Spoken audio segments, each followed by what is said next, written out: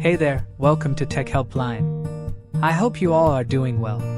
Today you will learn how to save a thumbnail from a YouTube video.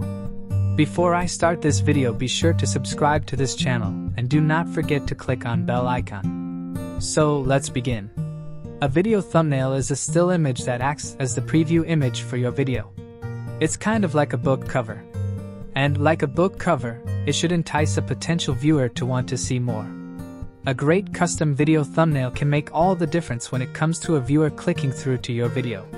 So if you liked a thumbnail of a video and want to save it as a wallpaper for your computer, then this video is for you. In order to save a thumbnail from a YouTube video, all you need to do is go to your web browser and type youtube-thumbnaildownloader.com in the search bar and hit enter. You will have a place to paste the link.